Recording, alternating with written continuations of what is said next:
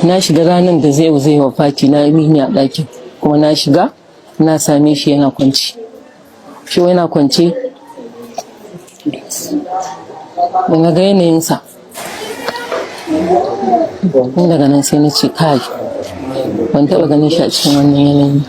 To ina karanta mishi ya jami'al khairati ya malja'al wara fasilni bi hablillah yura ya taqaddu. To wannan baitin inda na yawa shehu to zaka ga yana kuka.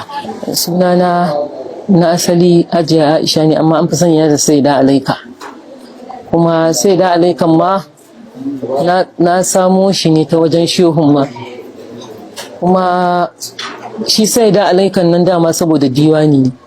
Akwai diwani da ne ana ce mishi Alaika, laƙabi Alaika. To dalilin haka na samu suna Saida Alaika. Ni na haɗu da shehu ne saboda son manzon Allah, shi yasa auren mu ya bambanta.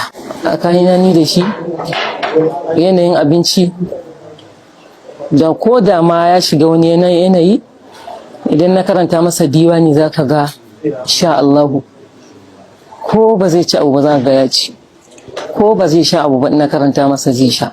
Kawai kafiyar da yake so, kamar kafiyar da na yi ta Alaika, idan ya ce min alim ma to na kan karanta mishi sai in mishi alim alal baharil muhidi wa tataruka sawaqi ala tujidi zama liman shaka fa'ani habiballah idaha muhammadan. To na kan karanta mishi wannan. To kuma idan yanayin yadda ya shiga, yanda baya maganan nan, to naka akwai baitin da nake ja masa ina so, to ina karanta mishi ya jami'al khairati ya malja'al wara fasilni bi hablillah yura ya taqaddu. Wannan baiti ne da yake daga mishi hankali, saboda baiti ne na tawassuli da manzon Allah sallallahu alaihi wasallam.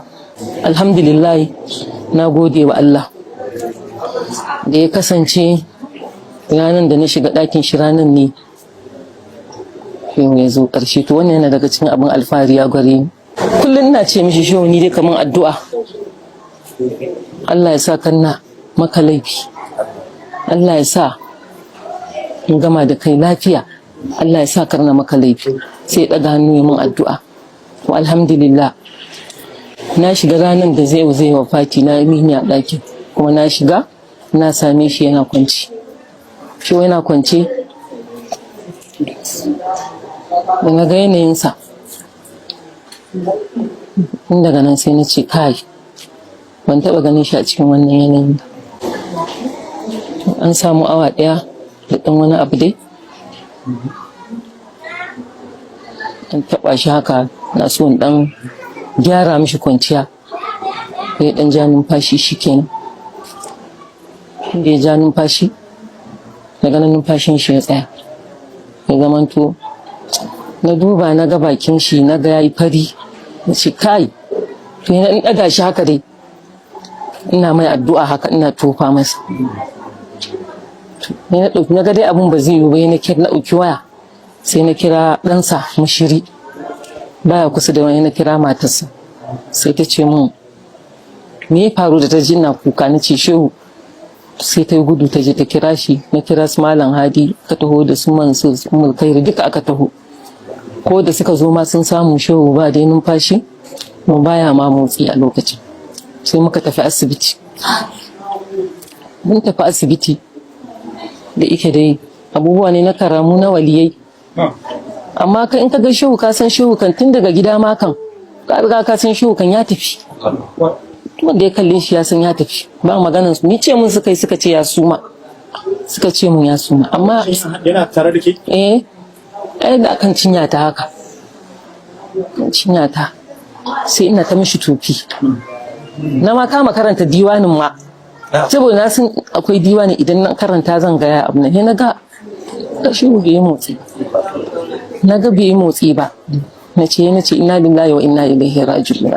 na karanta diwani na ga bai yi motsi, ce inna lillahi wa inna ilaihi raji'un. To da muka tafi asibiti mun je, amma ikon Allah baya motsin, amma da na sa hannu na haka a hannun shi sai in ji kaman wata jijiya tana harbawa haka. To na'urar da aka sa ma ya nuna haka, ya nuna gashi ga numfashi, amma kuma shehu in ka kalle shi haka alaman ya tafi,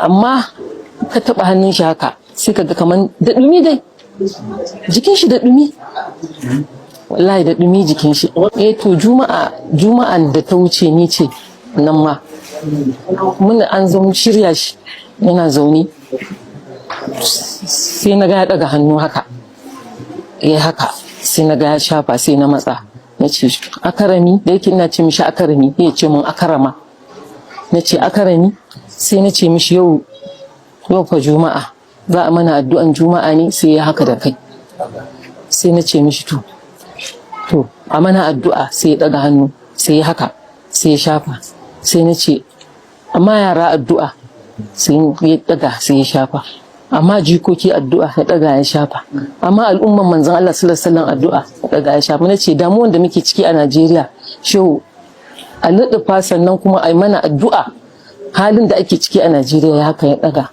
Na ce yanzu haka ma an kwashi yara an yi menene, ya haka ya shafa, ya rika yi da ne. Na ce mishi yau ana mana bonanzan addu'a kenan. Na gaya masa, na ce an kwashi yara a Neja, an kwashi yara a Kebbi, din na gaya masa, sai ya haka ya addu'a, ce Allah ya dawo mana da su da ransu da lafiyansu, ko duka sai ya addu'a sai ya shafa, ya duka yi dai haka. Sai na ce mishi muna cikin bonanzan addu'a ke, sai ya haka. Kai daga baya na bude kofa na ce jama'a ku zo, shi yana bonanzan addu'a, ku shigo, shi yana bonanzan addu'a, a shigo a karba addu'a. Haka ya rika yi ya shafa, haka ya rika yi ya shafa, ya rika yi yana shafa kamar yana cikin wani farin ciki. Ranar juma'a ashe sai yanzu nake tunani ashe ba zai sake yin juma'a ba. Mun shekara da shekara 10, kusan shekara 18 a rayuwarmu.